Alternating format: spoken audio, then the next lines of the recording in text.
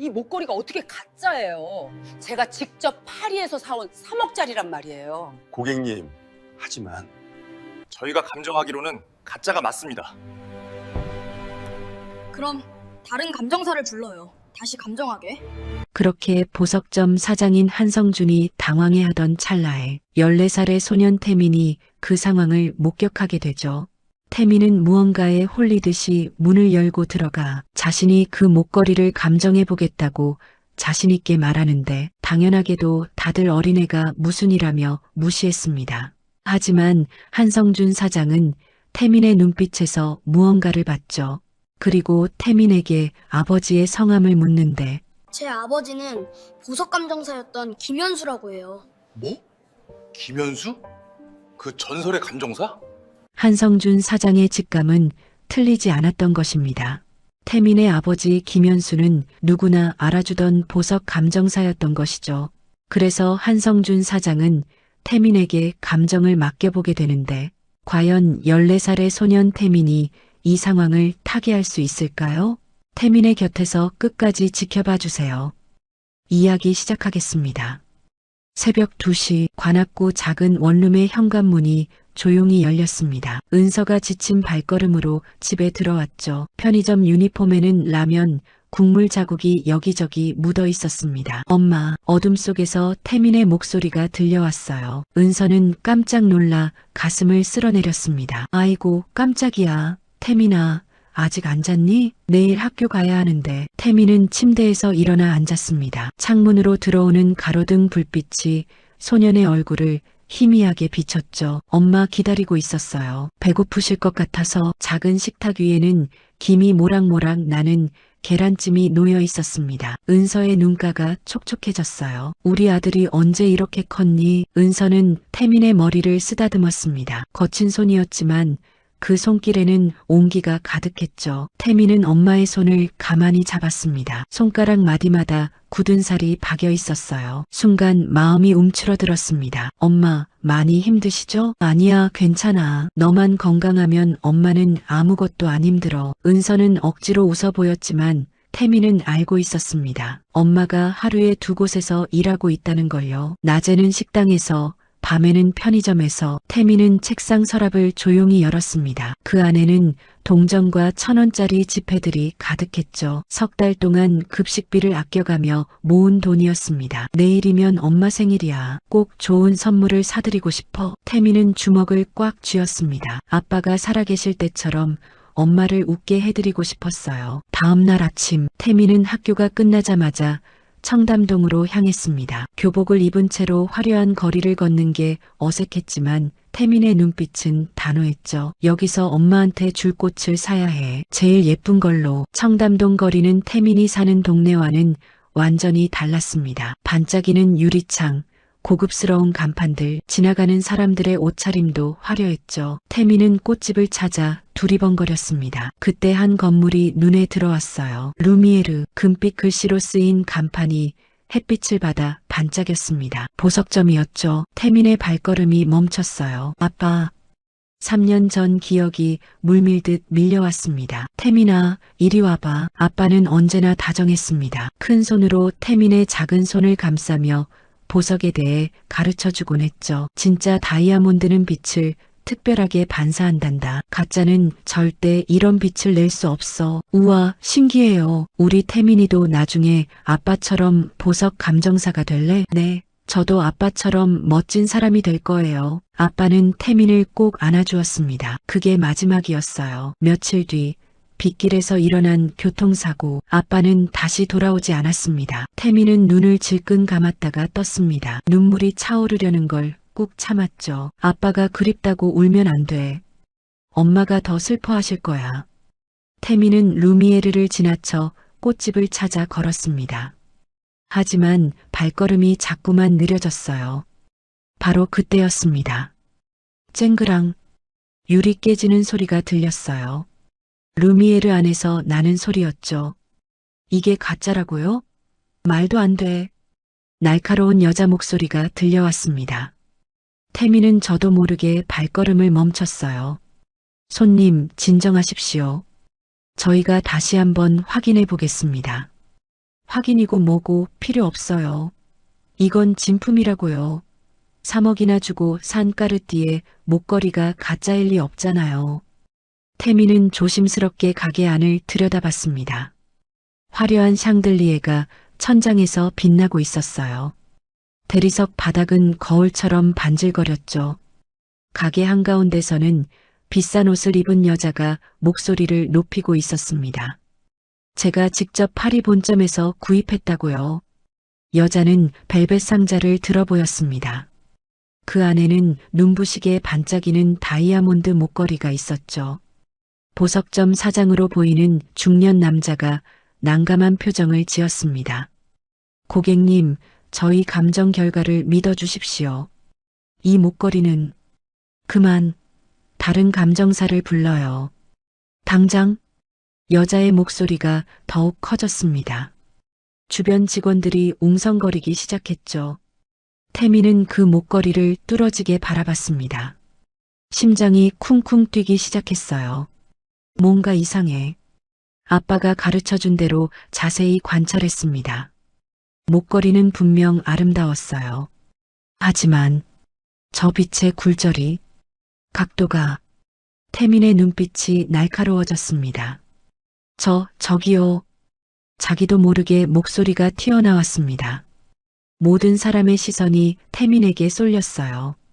교복을 입은 중학생이 갑자기 나타난 것에 다들 어리둥절한 표정을 지었죠. 학생, 여기는 어린이가 올 곳이 아닌데. 한 직원이 다가왔습니다. 태민의 얼굴이 빨갛게 달아올랐어요.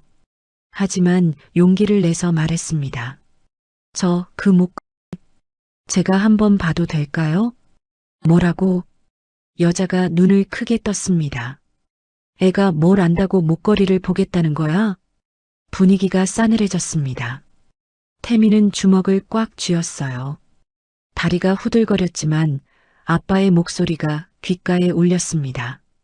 태민아, 진실을 아는 사람은 두려워하지 않는단다.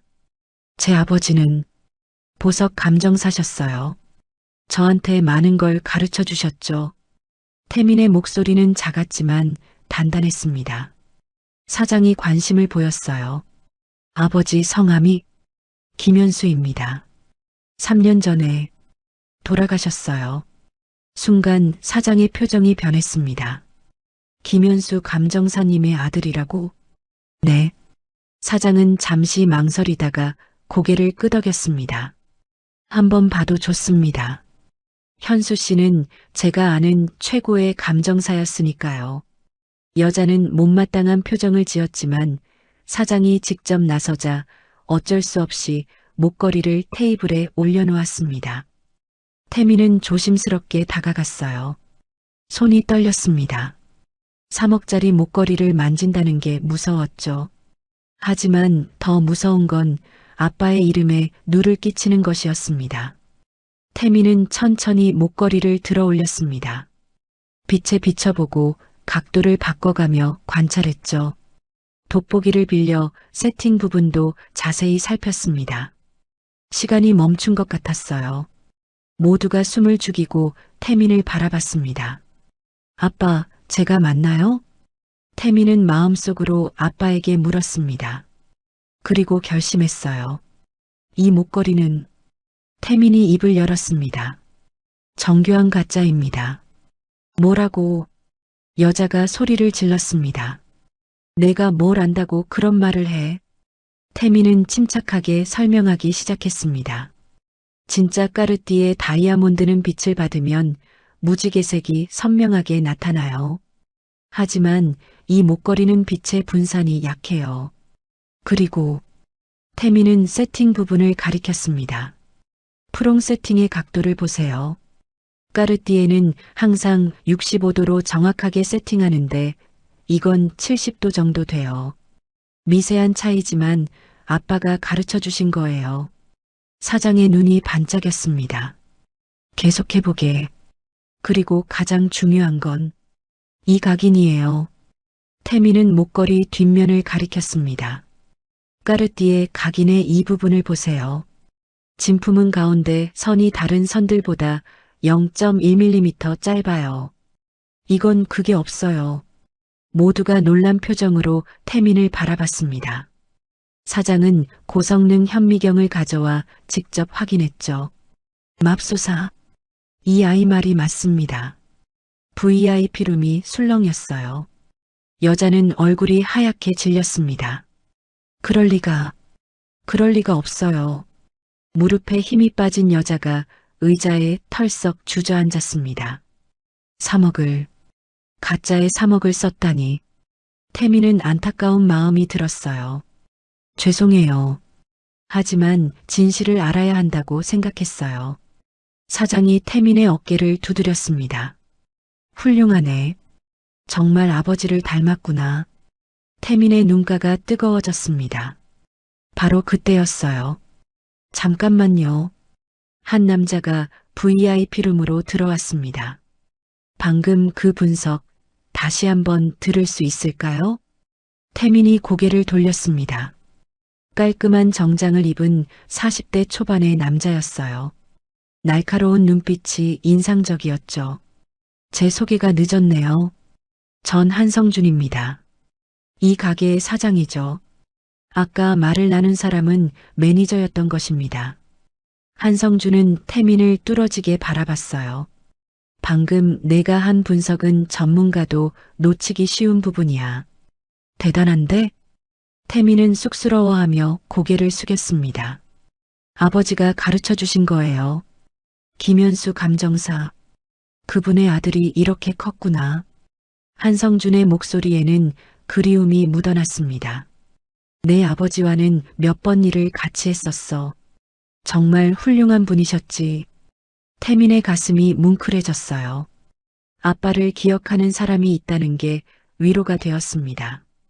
그런데 학생, 이름이 뭐니? 김태민입니다.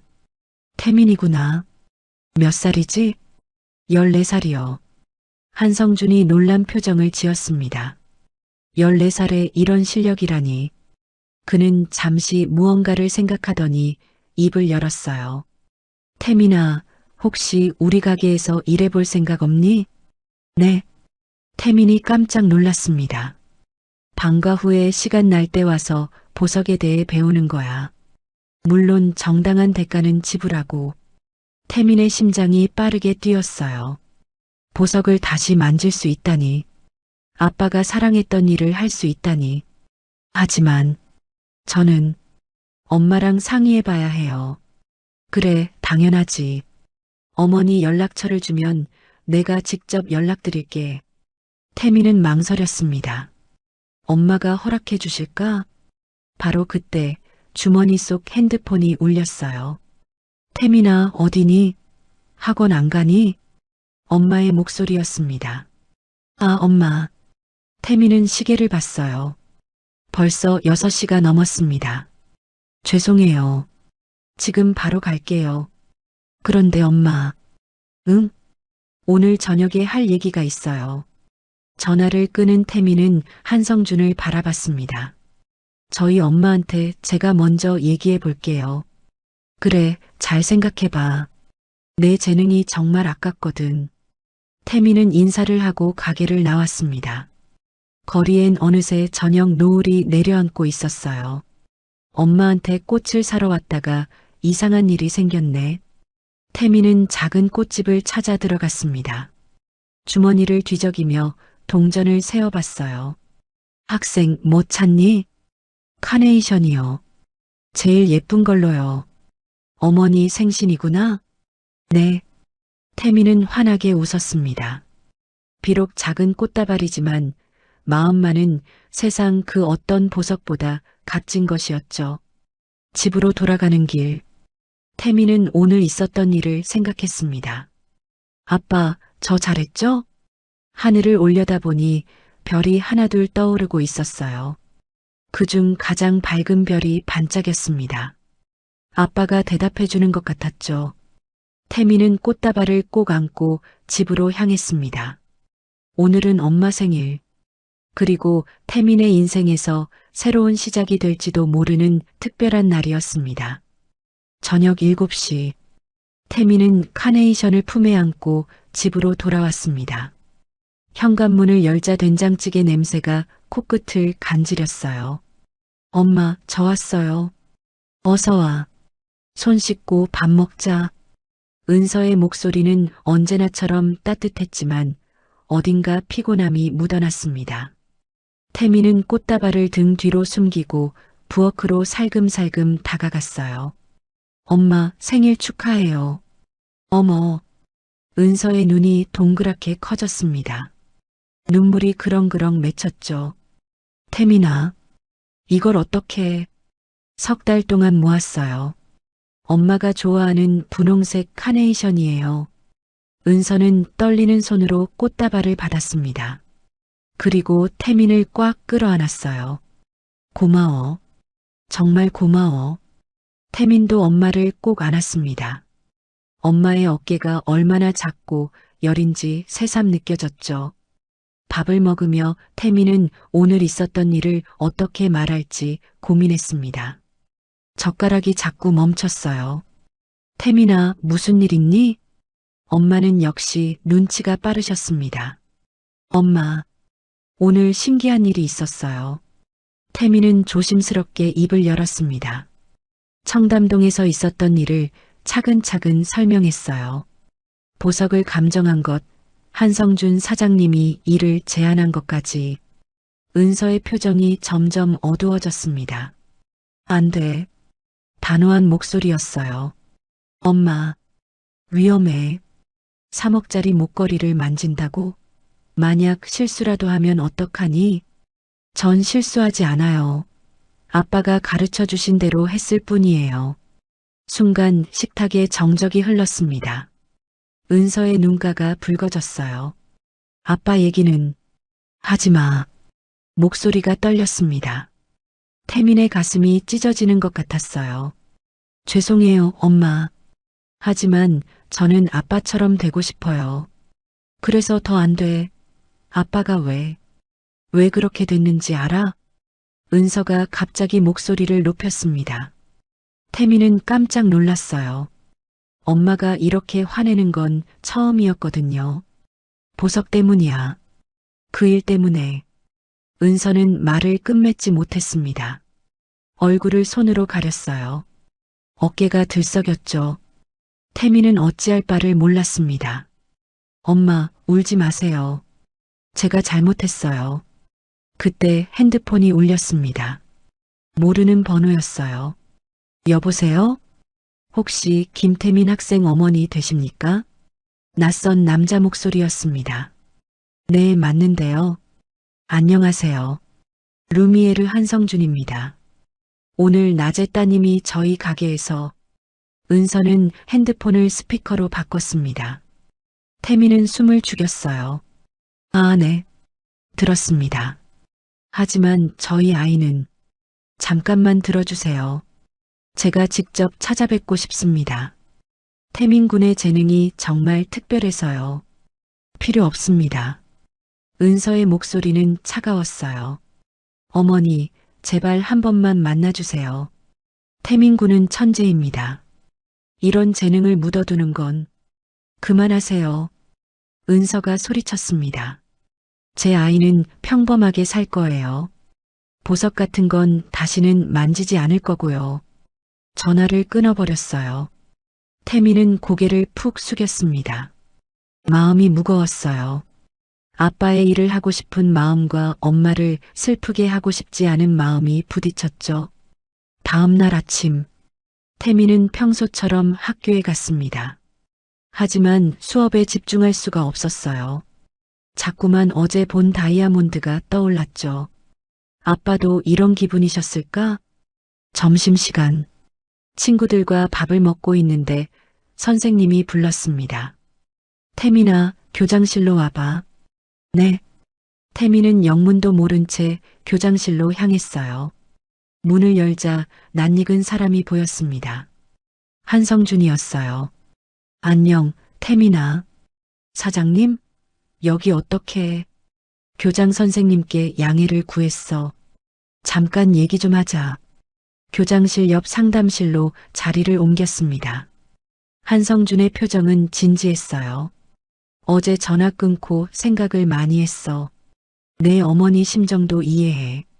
태미는 아무 말도 하지 못했습니다. 하지만 내 재능을 그냥 둘 수는 없어. 그래서 제안 하나 하려고. 한성준은 서류를 꺼냈어요. 이건 장학금 신청서야. 내가 고등학교, 대학교까지 보석학을 공부할 수 있도록 지원하는 거지. 태민의 눈이 커졌습니다. 그리고 한성준은 또 다른 서류를 보여줬어요.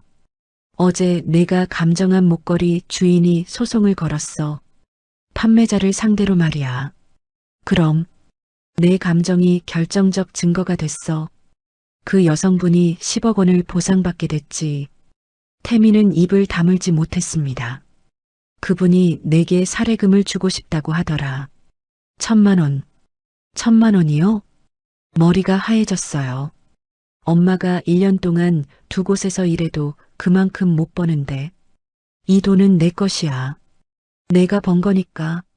한성준은 따뜻하게 웃었습니다. 하지만 어머니가 반대하시면. 그래서 내가 직접 설득하러 갈 거야. 오늘 저녁에. 태민의 가슴이 두근거렸어요. 희망과 불안이 동시에 밀려왔죠.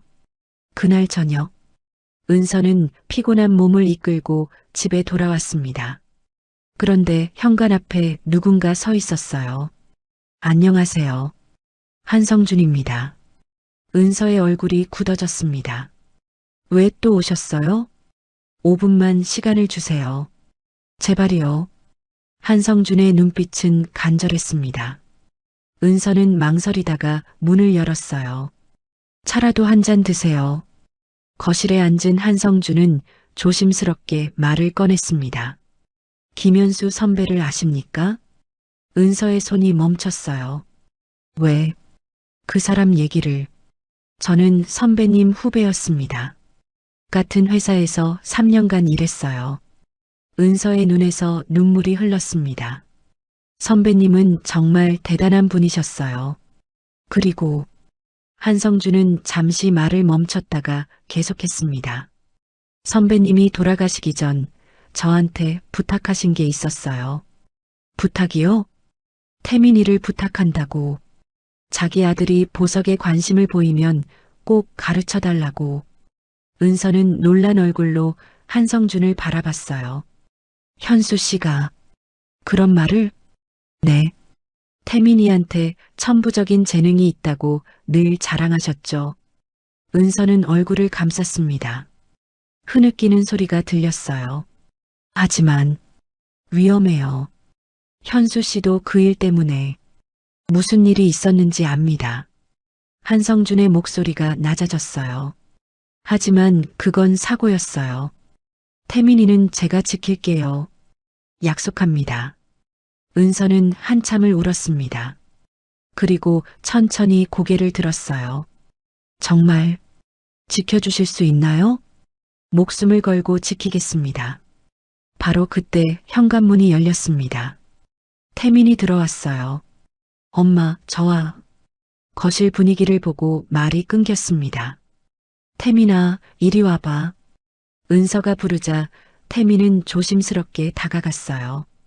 엄마의 눈이 빨갛게 부어 있었죠. 엄마, 태민아, 너 정말로 보석 일을 하고 싶니? 은서의 목소리는 떨렸지만 부드러웠습니다. 태민은 고개를 들었어요. 네, 하고 싶어요. 아빠처럼 되고 싶어요. 그래도 위험할 수 있어. 알아요. 하지만 전 할 수 있어요. 태민의 눈빛은 확고했습니다. 은서는 아들을 바라봤어요. 언제 이렇게 컸을까? 아직 14살인데 눈빛만은 어른 같았죠. 한 가지 조건이 있어. 은서가 입을 열었습니다. 뭐든지 들을게요. 학교 성적이 떨어지면 안 돼. 그리고 위험한 일은 절대 하지 마. 약속할게요. 태민이 환하게 웃었어요. 한성준도 안도의 한숨을 쉬었습니다. 그럼 내일부터 와도 될까? 네. 방과 후에 바로 갈게요. 태민의 목소리에는 기쁨이 가득했어요. 그날 밤 태미는 잠을 이룰 수 없었습니다. 내일이 너무나 기다려졌어요. 아빠, 저 이제 아빠의 길을 걸어갈 거예요. 창밖의 별들이 유난히 밝게 빛났습니다. 다음 날 방과 후, 태미는 두근거리는 마음으로 루미에르에 도착했습니다. 어서 와, 태민아. 한성준이 따뜻하게 맞아줬어요. 오늘은 기초부터 배워보자. 태민은 고개를 끄덕였습니다. 한성준은 여러 가지 보석을 꺼내놓았어요. 이게 뭔지 아니? 루비예요. 그래, 맞아. 그럼 이건? 사파이어요. 한성준은 감탄했습니다. 역시 현수 선배 아들이네. 기초는 다 알고 있구나. 수업은 계속됐어요. 태미는 스펀지처럼 모든 걸 흡수했습니다.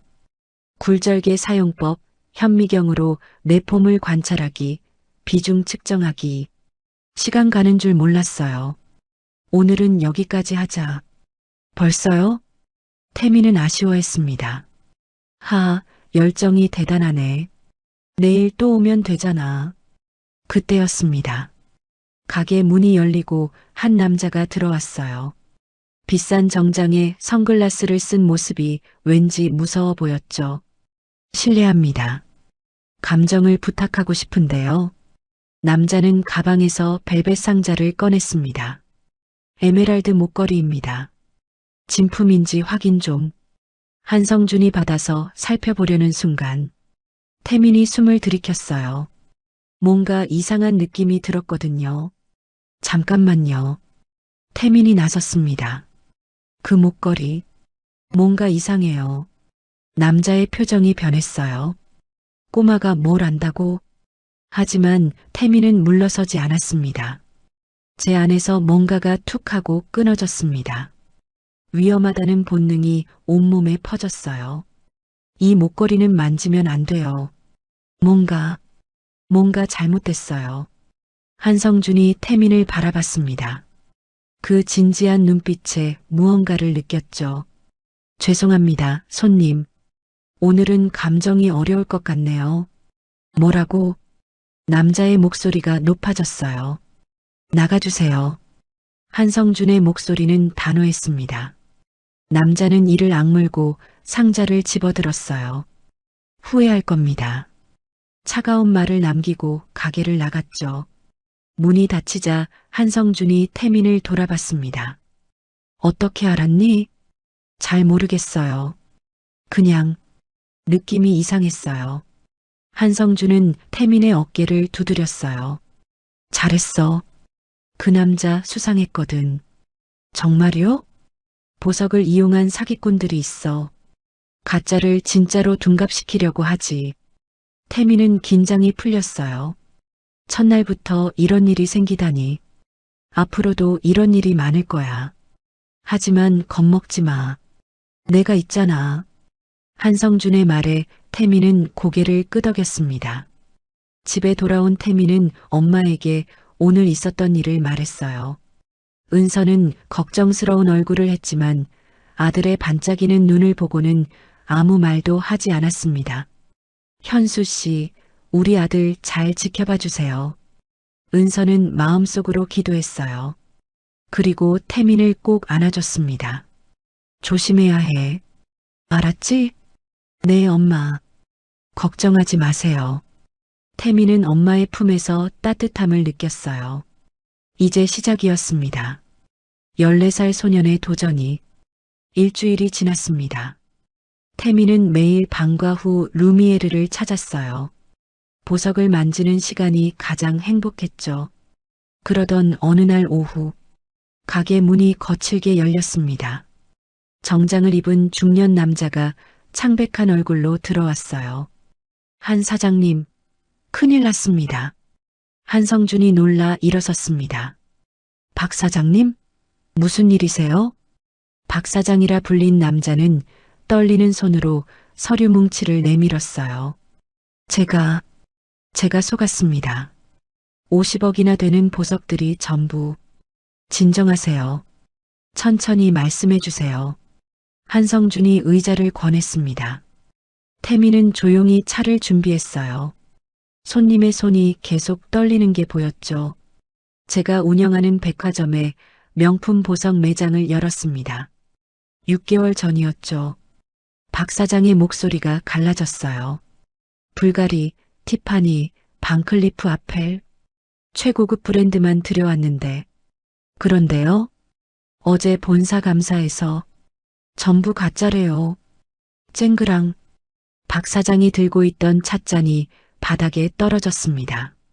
태민이 재빨리 조각을 치웠어요. 200개가 넘는 제품이 모두 위조품이라니.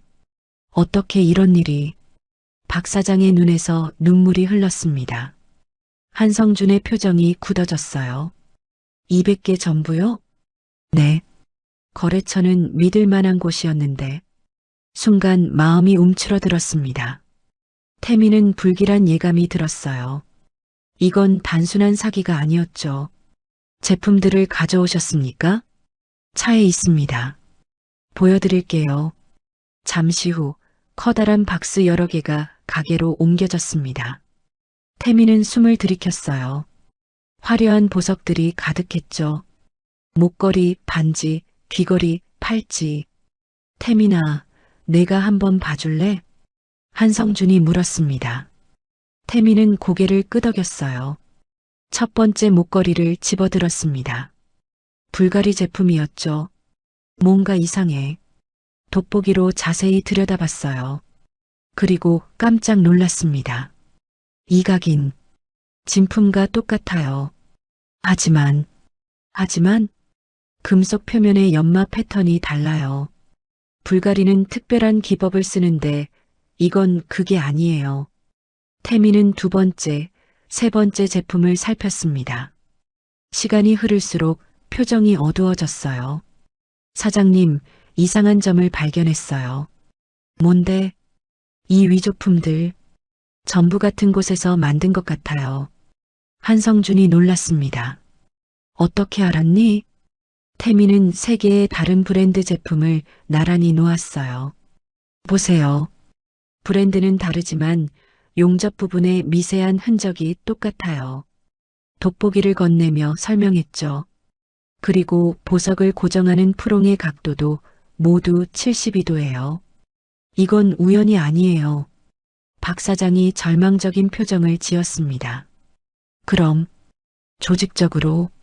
네. 대규모 위조 조직이 있는 것 같아요. 한성준이 주먹을 쥐었어요. 이건 경찰에 신고해야 합니다. 그때였습니다. 태민이 한 가지 더 발견했어요. 잠깐만요. 이것 좀 보세요. 반지 안쪽에 아주 작은 표시가 있었습니다. 뱀 모양이에요. 모든 제품에 똑같이 새겨져 있어요. 제 안에서 뭔가가 툭 하고 끊어졌습니다. 태민은 그 표시를 본 적이 있었어요. 어디선가. 이거 전에 본 적이 있는 것 같은데. 한성준이 태민의 어깨를 잡았습니다. 어디서 봤니? 잘 기억이 안 나요. 하지만 분명히. 태민은 머리를 쥐어짜며 생각했어요. 그때 핸드폰이 울렸습니다. 엄마였어요. 태민아, 오늘은 일찍 들어와. 뭔가 불안해. 네, 엄마. 곧 갈게요. 전화를 끊고 나니 박 사장이 떠날 준비를 하고 있었습니다. 정말 감사합니다. 덕분에 중요한 단서를 찾았어요. 도움이 되어서 다행입니다. 한성준이 대답했어요. 박 사장이 나간 뒤 가게에는 묘한 긴장감이 흘렀습니다. 태민아, 조심해야겠다. 네. 이런 대규모 조직이라면 우리를 가만두지 않을 거야. 한성준의 목소리에는 걱정이 묻어났어요. 태민도 불안했습니다. 하지만 호기심이 더 컸죠. 그래도 진실은 밝혀야 하지 않을까요? 그래. 하지만 안전이 우선이야. 두 사람이 가게를 정리하고 있을 때였습니다. 검은 양복을 입은 남자가 조용히 들어왔어요. 태민은 본능적으로 위험을 느꼈습니다. 이 사람, 일주일 전에 왔던 그 수상한 남자와 비슷한 느낌이었어요. 무엇을 도와드릴까요? 한성준이 물었습니다. 남자는 차가운 눈빛으로 가게를 둘러봤어요. 그리고 태민을 뚫어지게 바라봤죠. 꼬마야. 낮고 위협적인 목소리였습니다. 네. 쓸데없는 참견은 하지 마. 태민의 등에 식은땀이 흘렀어요. 무슨 말씀이신지. 너도 알겠지만 세상에는 건드리면 안 되는 것들이 있어. 남자가 한 걸음 다가왔습니다.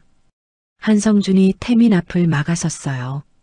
손님 무슨 일로 오셨는지 모르겠지만 아이를 위협하는 건 위협? 남자가 비웃었습니다. 난 그저 충고하는 거야. 현명하게 처신하라고. 그는 주머니에서 무언가를 꺼냈어요. 명함이었습니다. 혹시 마음이 바뀌면 연락해. 후회하지 않을 거야. 명함을 던지듯 놓고 남자는 나갔습니다. 문이 닫히자 태민은 다리에 힘이 풀렸어요. 괜찮니? 한성준이 걱정스럽게 물었습니다. 네. 근데 저 사람. 태민은 명함을 집어들었어요. 거기엔 아무것도 적혀 있지 않았습니다. 대신 뱀 모양의 문양만 그려져 있었죠. 이거, 태민이 소리쳤어요. 아까 그 위조품에 있던 표시예요. 한성준의 얼굴이 하얗게 질렸습니다. 맙소사. 그들이 벌써 우리를 찾아왔어. 어떻게 하죠?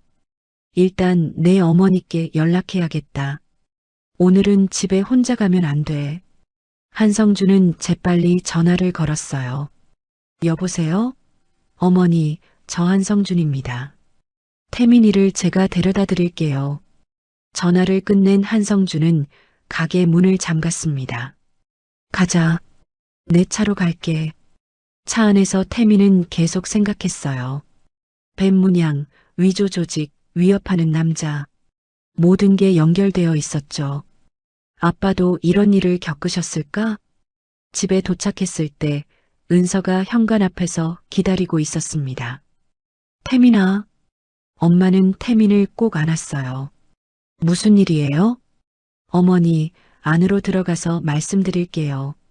한성준이 조심스럽게 말했습니다. 거실에 앉아 한성준은 오늘 있었던 일을 설명했어요. 은서의 표정이 점점 어두워졌죠. 그만둬야 해요. 당장 그만둬야 한다고요. 엄마, 안 돼. 이건 너무 위험해. 은서의 목소리가 떨렸습니다. 한성준이 입을 열었어요. 어머니, 제가 보호하겠습니다. 어떻게요? 그 사람들이 조직이라면서요. 그래서 더 가만히 있으면 안 됩니다. 그들은 계속 위조품을 만들 거예요. 은서는 얼굴을 감쌌어요. 또 이런 일이. 왜 우리 가족에게만? 태민이 엄마의 손을 잡았습니다. 엄마, 괜찮아요. 전 아빠처럼 용감하게 맞설 거예요. 태민아. 그리고 혼자가 아니잖아요. 사장님도 계시고. 한성준이 고개를 끄덕였습니다. 맞습니다. 전현수 선배와의 약속을 지킬 겁니다. 은서는 한참을 망설였어요. 아들의 단호한 눈빛을 보며 마음이 흔들렸죠. 정말 안전할 수 있을까요? 제가 장담합니다. 그리고 한성준이 뜻밖의 제안을 했어요. 당분간 저희 집에서 지내시는 게 어떨까요? 네. 태민과 은서가 동시에 놀랐습니다. 혼자 사는 집이 넓어서요. 게스트룸도 있고 서로 가까이 있는 게 안전할 것 같아서. 은서는 당황했어요. 그건 너무 패가 아닙니다. 오히려 제가 부탁드리는 거예요. 한성준의 눈빛은 진심이었습니다. 솔직히 말하면 전 5년 전 아내와 이혼했어요. 딸도 아내를 따라갔고 목소리가 쓸쓸해졌어요. 집이 너무 조용해서 누군가 있으면 좋겠다고 늘 생각했죠. 태민이 엄마를 바라봤습니다. 엄마, 우리 그러는 게 어때요? 정말 위험할 수도 있잖아요. 은서는 고민했어요. 자존심이 상하는 일이었지만 아들의 안전이 우선이었죠. 그럼 며칠만 신세를 지겠습니다. 감사합니다. 한성준이 환하게 웃었어요. 그날 밤 태민과 은서는 필요한 짐을 챙겨 한성준의 집으로 갔습니다. 강남의 고급 아파트였어요. 우와. 태민은 입을 다물지 못했습니다. 넓은 거실, 큰 창문, 멋진 가구들. 불편한 거 있으면 뭐든 말해요. 한성준이 친절하게 안내했어요. 은서는 미안한 마음이 가득했습니다. 정말 감사해요. 빨리 다른 방법을 찾아볼게요. 서두르지 마세요. 안전이 확보될 때까지 계세요. 태민은 새로운 환경이 신기했어요. 하지만 동시에 불안했죠. 우리를 쫓는 사람들. 정체가 뭘까? 침대에 누워 천장을 바라봤습니다. 아빠 생각이 났어요. 아빠, 저희를 지켜주세요. 창밖으로 서울의 야경이 반짝였습니다. 어딘가에 위험이 도사리고 있었지만 태민은 두렵지 않았어요. 진실을 밝히고야 말겠다는 의지가 더 강했으니까요. 다음 날 아침, 한성준이 아침을 준비했습니다. 우와, 맛있겠다. 태민이 감탄했어요. 요리가 취미예요. 한성준이 쑥스럽게 웃었습니다. 은서도 놀란 표정이었어요. 정말 요리를 잘하시네요. 혼자 살다 보니 늘게 됐죠. 세 사람이 함께 앉아 아침을 먹었습니다. 마치 진짜 가족 같은 느낌이었어요. 태민은 이상하게 마음이 따뜻해졌습니다. 이런 게 가족이구나. 한성준도 비슷한 생각을 했어요. 오랜만에 느끼는 가족의 온기였죠. 오늘은 학교 끝나고 바로 가게로 와. 네. 그리고 혼자 다니지 말고. 알겠어요. 태민이 학교로 떠난 뒤 은서가 말했습니다. 정말 감사해요. 이렇게까지 해주셔서. 아니에요. 저도 좋아요. 한성준의 말은 진심이었어요. 텅 빈 집에 생기가 도는 게 느껴졌거든요. 그런데 그때였습니다. 핸드폰이 울렸어요. 모르는 번호였습니다. 여보세요? 한성준 사장님이시죠? 차가운 목소리였어요. 누구시죠? 어제 경고했는데 듣지 않으셨네요. 한성준의 표정이 굳어졌습니다. 당신들, 그 꼬마를 계속 곁에 둘 거면 각오하셔야 할 겁니다. 협박하는 겁니까? 충고죠. 현명한 선택을 하시길. 전화가 끊어졌어요. 한성준은 주먹을 꽉 쥐었습니다. 절대 물러서지 않아. 태민이와 은서 씨는 내가 지킨다. 그는 결심을 다졌어요. 숨겨진 그림자가 점점 모습을 드러내고 있었습니다. 하지만 빛은 언제나 어둠을 이기는 법이죠. 며칠이 지났습니다. 한성준의 집에서 지내는 것도 익숙해졌어요. 하지만 태민의 마음속에는 늘 불안감이 있었죠. 그러던 어느 날 저녁, 현관벨이 울렸습니다. 누구세요? 한성준이 인터폰을 확인했어요. 박철민입니다. 약속대로 왔습니다. 문이 열리고 중년 남자가 들어왔습니다. 날카로운 눈매에 회색 코트를 입은 모습이 영화 속 탐정 같았어요. 사설탐정 박철민입니다. 명함을 건네며 인사했죠. 은서가 불안한 표정으로 물었습니다. 무슨 일로?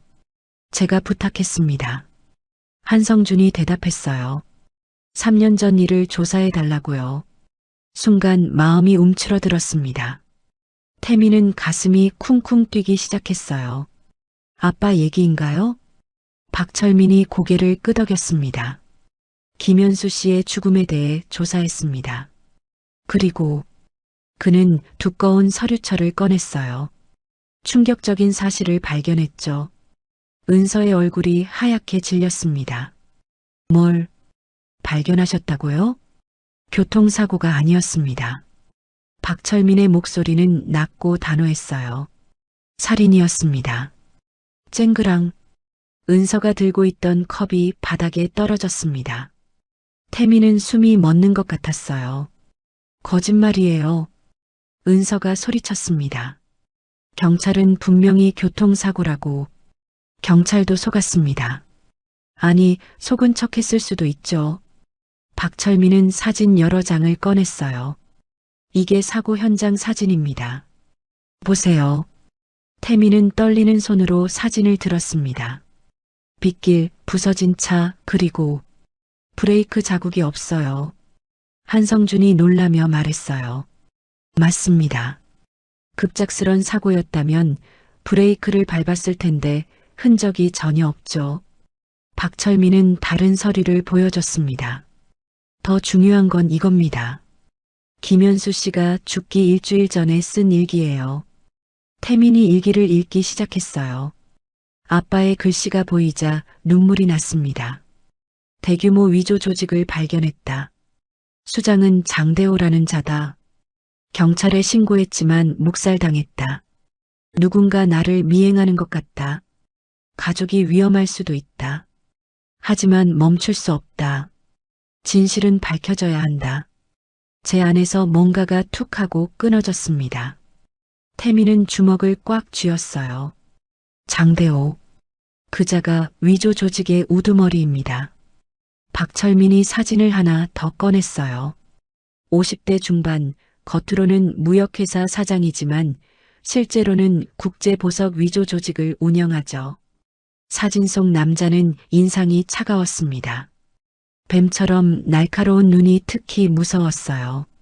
이 조직은 한국뿐 아니라 중국, 일본, 동남아까지 연결되어 있습니다. 그런 거대한 조직이. 한성준이 말을 잇지 못했어요. 은서는 흐느끼고 있었습니다. 현수 씨가 정말 그들 때문에 죄송합니다. 하지만 진실을 아셔야 한다고 생각했어요. 박철민의 목소리에도 안타까움이 묻어났죠. 태민은 일어섰습니다. 온몸이 떨렸어요. 분노와 슬픔이 뒤섞였죠. 복수할 거예요. 태민아. 은서가 놀라 아들을 붙잡았습니다. 아빠를 죽인 사람들. 절대 용서 못해요. 태민의 눈에는 불꽃이 타올랐어요.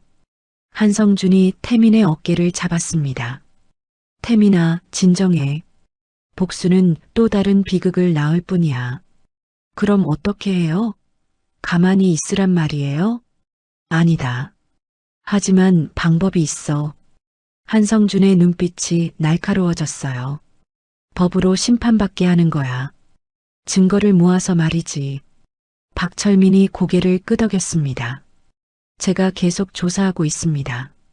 곧 결정적인 증거를 찾을 겁니다. 은서가 눈물을 닦으며 말했어요. 정말 그들을 잡을 수 있을까요?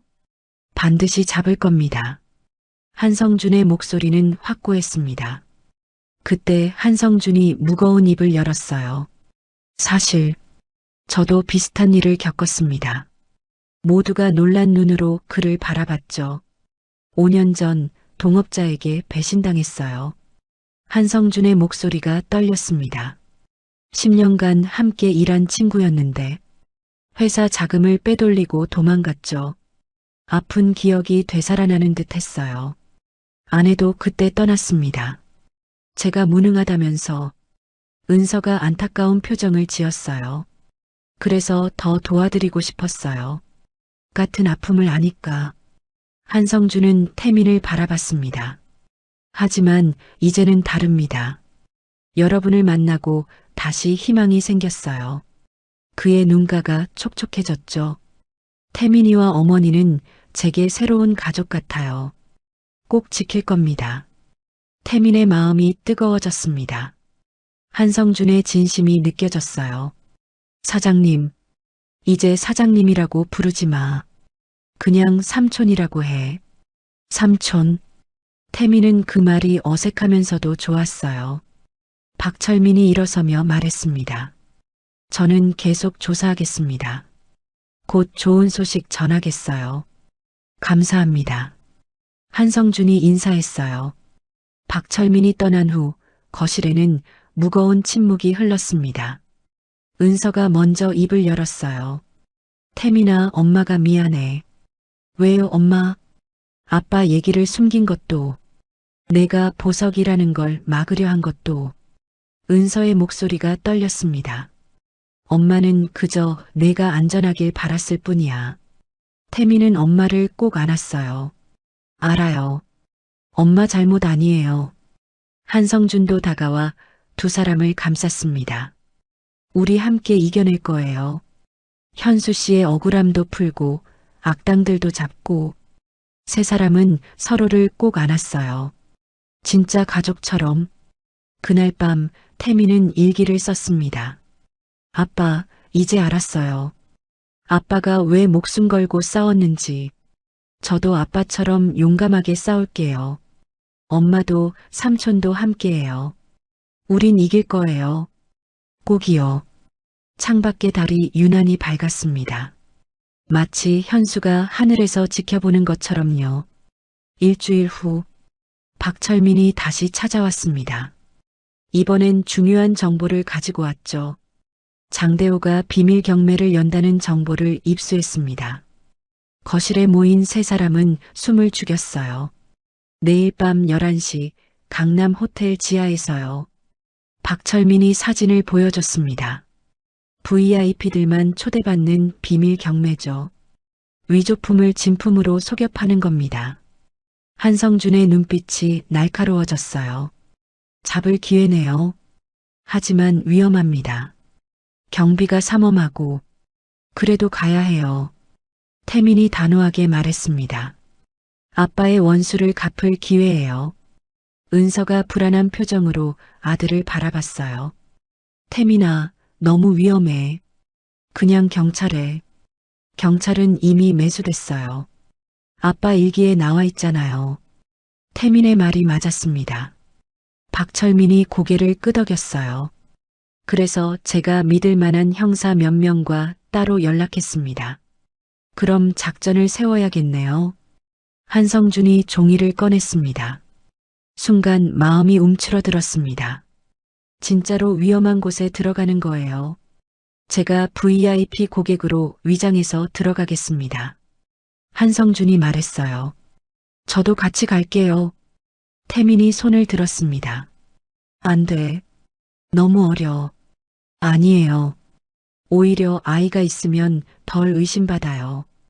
박철민이 끼어들었어요. 맞습니다. 부자관계로 위장하면 자연스러울 거예요. 은서는 여전히 걱정스러웠지만 결국 고개를 끄덕였습니다. 조심해야 해. 꼭이야. 네, 엄마. 걱정 마세요. 다음 날 저녁, 태민과 한성준은 고급 정장을 입었습니다. 우와, 삼촌 멋있어요. 너도 꽤 그럴듯한데? 두 사람은 서로를 보며 웃었어요. 하지만 마음은 무거웠죠. 박철민이 작은 기계를 건넸습니다. 숨겨진 카메라예요. 옷깃에 달면 돼요. 그리고 이건 녹음기. 만약을 위해 2개 준비했습니다. 태민은 손목시계처럼 생긴 녹음기를 찼어요. 위험하면 바로 나오세요. 우리가 밖에서 대기하고 있을게요. 알겠습니다. 밤 10시 반. 검은색 고급 세단이 호텔 앞에 멈췄습니다. 태민과 한성준이 당당하게 내렸어요. 초대장 보여주세요. 입구에 경비원이 말했습니다. 한성준이 위조한 초대장을 내밀었어요. 김 회장님이시군요. 어서 오십시오. 엘리베이터를 타고 지하 3층으로 내려갔습니다. 문이 열리자 화려한 광경이 펼쳐졌어요. 샹들리에, 붉은 카펫, 그리고 비싼 옷을 입은 사람들. 저기 봐요. 태민이 작게 속삭였습니다. 무대 위에 장대호가 서 있었어요. 사진으로 본 것보다 더 무서운 인상이었죠. 신사숙녀 여러분, 오늘도 특별한 작품들을 준비했습니다. 장대호의 목소리가 홀에 울렸어요. 첫 번째 작품이 나왔습니다.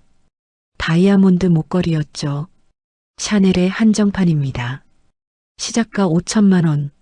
사람들이 경쟁하듯 가격을 불렀어요. 태민은 목걸이를 자세히 봤습니다. 저것도 가짜야. 속으로 분노가 끓어올랐어요. 제 안에서 뭔가가 툭 하고 끊어졌습니다. 1억 원. 한성준이 손을 들었어요. 사람들이 놀란 눈으로 쳐다봤죠. 1억 원에 낙찰되었습니다. 장대호가 미소를 지었습니다. 김 회장님, 훌륭한 선택이십니다. 경매가 계속됐어요.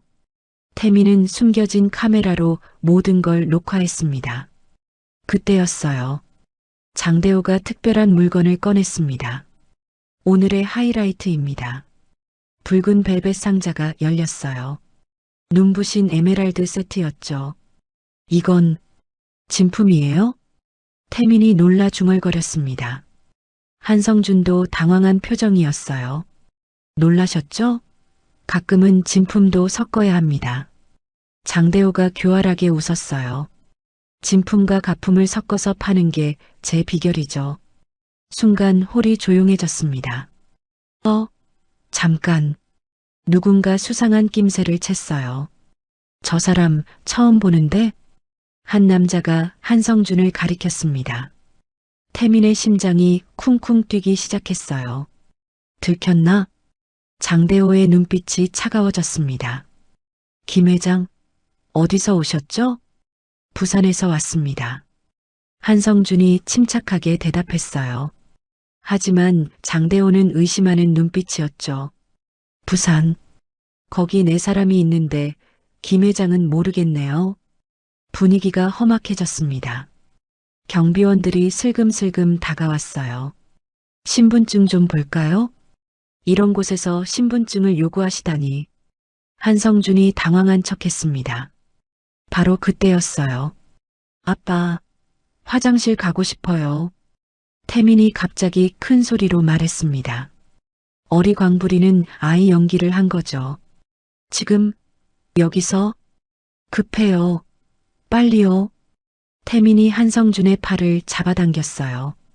사람들이 피식 웃었습니다. 애는 애네. 화장실이 어디죠? 한성준이 물었어요. 저쪽입니다만. 경비원이 대답하는 사이 두 사람은 재빨리 움직였습니다.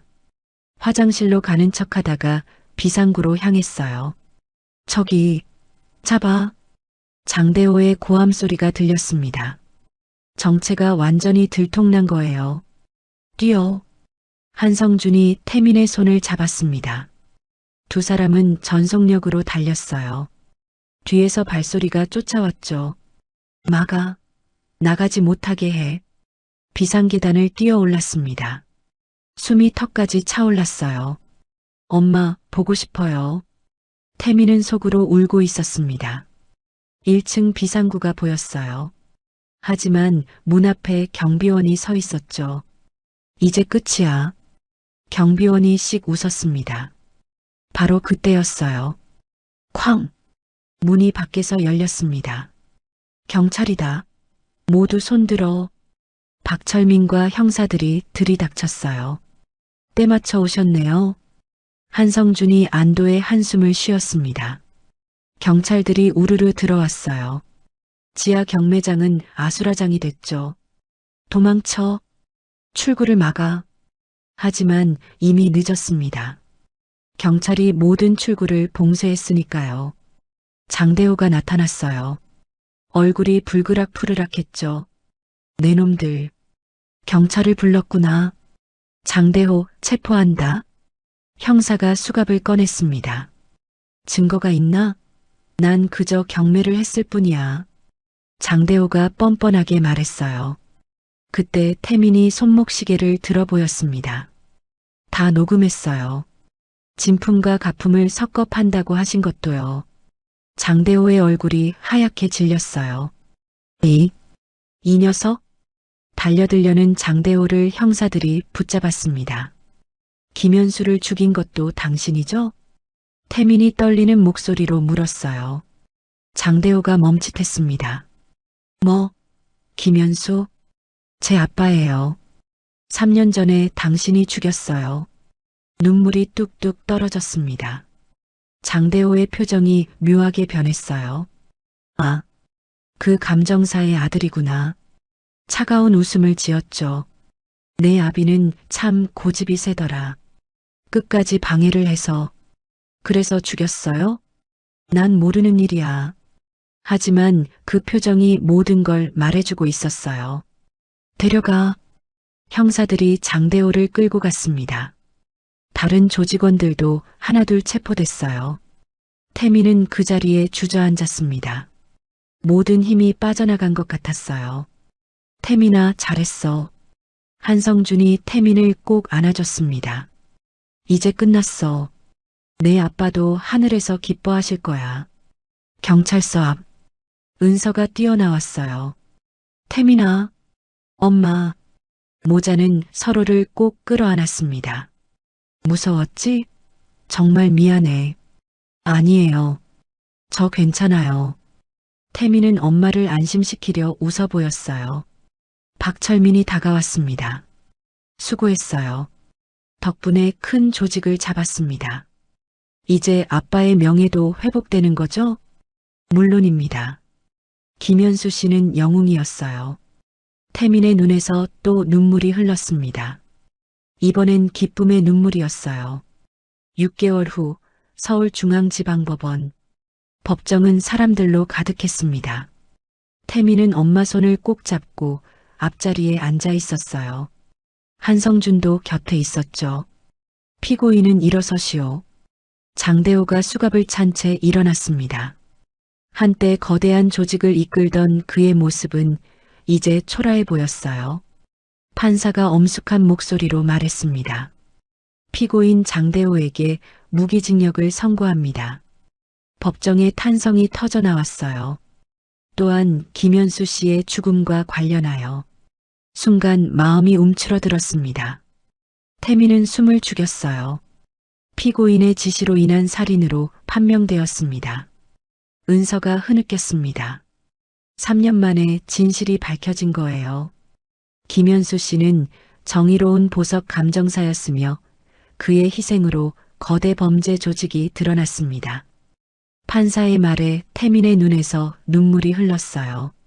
아빠가 인정받았습니다. 이해 있습니까? 없습니다. 장대호의 목소리는 힘이 없었어요. 법정을 나서는 장대호와 눈이 마주쳤습니다. 태민은 더 이상 그가 무섭지 않았어요. 아빠, 이제 편히 쉬세요. 태민이 하늘을 향해 속삭였습니다. 법원 밖.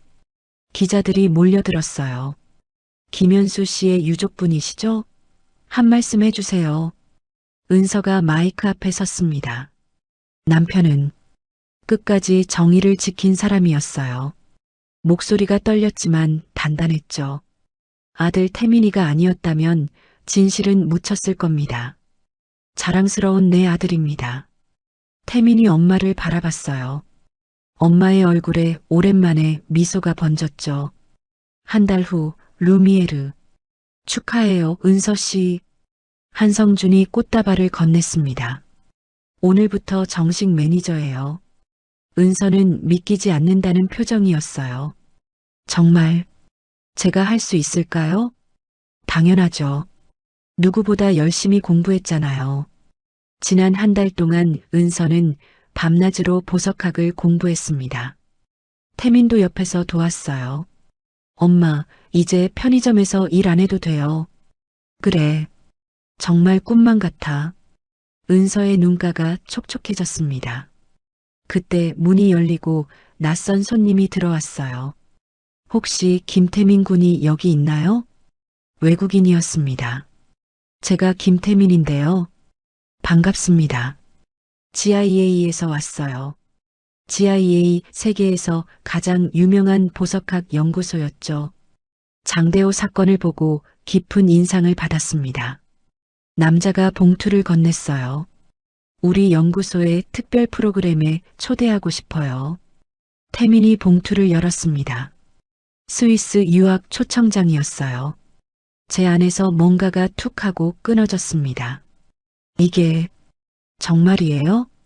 전액 장학금입니다. 항공료와 생활비까지 모두요. 은서와 한성준도 놀란 표정이었어요. 세계 최고의 보석 전문가들에게 배울 기회예요. 태민의 손이 떨렸습니다. 꿈 같은 기회였어요. 하지만 엄마, 은서를 바라봤어요. 엄마와 떨어져야 한다는 게 가슴 아팠죠. 은서가 아들의 손을 잡았습니다. 가야지. 이런 기회를 놓칠 순 없어. 하지만 엄마 혼자가 아니잖아. 은서가 한성준을 바라봤어요. 한성준이 환하게 웃었습니다. 맞아. 우리가 가족이잖아. 태민의 마음이 따뜻해졌어요. 정말로 가족이 된 것 같았죠. 출국 전날 저녁, 세 사람은 함께 저녁을 먹었습니다. 한성준이 특별히 요리한 음식들이 가득했어요. 태민아, 스위스 가서도 연락 자주 해. 당연하죠, 삼촌. 태민이 밝게 대답했어요. 공부 열심히 하고 건강도 챙기고. 은서가 걱정스럽게 당부했습니다. 네, 엄마. 걱정 마세요. 식사를 마치고 한성준이 작은 상자를 꺼냈어요. 선물이야. 태민이 상자를 열었습니다. 아름다운 은색 시계였어요. 뒷면을 봐. 사랑하는 조카 태민에게 마이너스 삼촌 한성준. 태민의 눈이 뜨거워졌습니다. 삼촌, 감사해요. 가족이니까. 한성준이 태민을 꼭 안아줬어요. 은서도 함께 안았습니다. 세 사람은 진짜 가족처럼 서로를 꼭 껴안았어요. 다음 날 아침, 공항 가기 전 세 사람은 한 곳을 들렀습니다. 현수의 묘지였어요. 아침 햇살이 묘비를 비추고 있었죠. 태민이 묘비 앞에 무릎을 꿇었습니다. 아빠, 저 스위스로 유학 가요. 바람이 살랑 불었어요. 아빠처럼 훌륭한 감정사가 될게요. 약속해요. 은서도 무릎을 꿇었습니다. 여보, 우리 아들 대견하죠? 목소리가 떨렸어요. 이제 걱정하지 마세요. 우리 잘 살고 있어요. 한성준이 한 걸음 앞으로 나왔습니다. 선배님, 약속 지켰습니다. 진지한 목소리였어요. 태민이도 은서 씨도 제가 평생 지킬게요. 묘지에 따뜻한 바람이 불었습니다. 마치 현수가 고맙다고 말하는 것 같았어요. 세 사람은 묘비에 꽃을 놓았습니다. 하얀 국화꽃이 햇빛을 받아 반짝였죠. 가자. 공항에 늦겠다. 한성준이 말했어요. 태민은 마지막으로 묘비를 돌아봤습니다. 아빠, 다녀올게요. 인천공항. 출국장 앞에서 작별 인사를 나눴어요. 엄마, 몸 건강하세요. 너도 조심해. 아프지 말고. 은서가 아들을 꼭 안았습니다. 눈물이 흘렀지만 슬프지 않았어요. 희망의 눈물이었죠. 삼촌, 엄마 잘 부탁드려요. 걱정 마. 잘 지낼 거야. 한성준이 태민의 머리를 쓰다듬었어요. 태민은 두 사람을 마지막으로 한 번 더 보고 게이트로 들어갔습니다. 비행기 안. 태민은 창밖을 바라봤어요. 서울이 점점 작아졌습니다. 가슴 한편이 아렸지만 더 큰 설렘이 있었죠. 아빠, 저 이제 시작이에요. 주머니에서 작은 돌을 꺼냈습니다. 아빠가 남긴 유일한 유품, 다이아몬드 원석이었어요. 언젠가 이걸 세상에서 가장 아름다운 보석으로 만들 거예요. 태민은 다짐했습니다. 비행기는 구름 위를 날았어요. 햇빛이 날개에 반사되어 눈부시게 빛났습니다. 3년 후 스위스 취리히 공항. 청년이 된 태민이 한국행 비행기에서 내렸어요. 손에는 졸업장과 자격증이 들려 있었죠. 태민아. 은서와 한성준이 반갑게 맞아줬습니다. 엄마, 삼촌. 태민은 두 사람을 꼭 안았어요. 많이 컸네. 이제 진짜 어른이야. 한성준이 뿌듯하게 웃었습니다. 그런데 왜 손을 등 뒤로 숨기니? 은서가 궁금해했어요. 태민이 환하게 웃으며 작은 상자를 꺼냈습니다. 짠! 엄마한테 선물이에요. 상자를 열자 아름다운 반지가 빛났어요. 이게 아빠가 남긴 다이아몬드로 만들었어요. 은서의 눈에서 눈물이 흘렀습니다. 세상에서 가장 아름다운 보석이야. 이제 시작이에요. 태민이 자신있게 말했어요. 아빠의 이름을 걸고 최고의 감정사가 될 거예요. 세 사람은 함께 집으로 향했습니다. 희미했던 빛은 이제 눈부신 광채가 되었어요. 새로운 미래가 그들을 기다리고 있었습니다.